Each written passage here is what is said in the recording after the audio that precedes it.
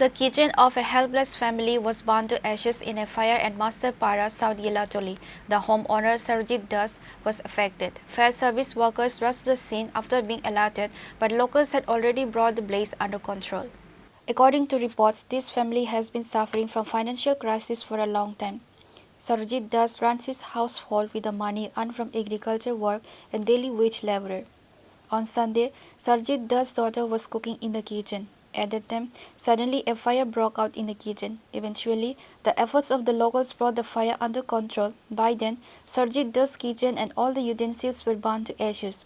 Fire service workers rushed the scene after being alerted, but locals had already brought the blaze under control.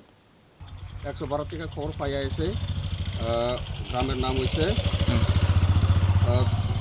তানের নাম হইছে সরজিৎ দাস তানের বাবার নাম হইছে Samir Das village অফিসরন Masterpara south গেলাতলি কিভাবে আগুন লাগছে কি দেখলেন এটা কিচেন রুম একটা সোনের ঘর আচ্ছা এটা আয়া দেখছে তারা গ্রামের লোকই নিবাইলেছে ওই চুলার মধ্যে রান্না বসাইছে মায়া আচ্ছা আমরা বাড়িতে আসলাম না চুলার রান্না বসাইছে আগুন ধরে গেছে কইতে পারে না কোন সময় এই তো 8টার ভিতরে বোধ আমরা তো কইছিলেন আমরা জমি নাও খেত মাড়ো কাজ করছি আমরা কি নাম মালিকে মীরা দাস স্বামী নাম সরজিৎ দাস কোন জায়গা এটা অফিসে মাস্টার খরাং তারপরে নিজে দেই নি পাইছে নাকি পাড়ার লোকে নিবাইছে কিসের কথা ছিল এটা রান্নাঘর Reported by Biplab from Chini, Khorang.